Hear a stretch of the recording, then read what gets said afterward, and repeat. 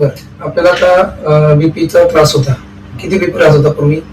पूर्वी 160 आणि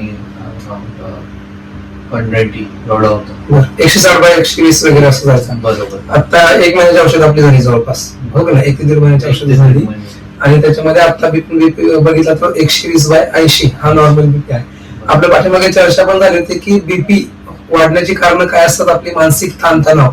म्हणजे सध्याचा जो कालावधीमध्ये जो सिनारिओ आहे की लोकांना वाटतं की बीपीची औषध एकदा घेतली की ती आयुष्यभर घ्यावी लागतात. तर हा आपल्याला ट्रेंड आयुर्वेदाच्या माध्यमातून आपल्याला तो बदलायचा आहे. नो डाऊट बीपीचे हे अनेक प्रकार असतात. त्याच्यामध्ये पोर्टल हायपरटेन्शन, रिनल हायपरटेन्शन आणि मग हे मेंटल आपण म्हणतो ना स्ट्रेस इंड्युस्ड हायपरटेन्शन, असं त्याचं आपण वर्गीकरण करू शकतो. पोर्टल हायपरटेन्शन म्हणजे लिव्हर मध्ये जे प्रॉब्लेम्स असतात, लिव्हरचं काम जर व्यवस्थित प्रॉपरली नाही झालं तर त्याच्यामुळे जो बीपी वाढतो त्याला पोर्टल हायपरटेन्शन म्हणतात. रिनल हायपरटेन्शन म्हणजे किडनीमध्ये जर काय प्रॉब्लेम असेल तर किडनीच्या कार्य विकृतीमुळे जो बीपी तयार होतो किंवा बीपी वाढतो त्याला म्हणतात रिनल हायपरटेन्शन.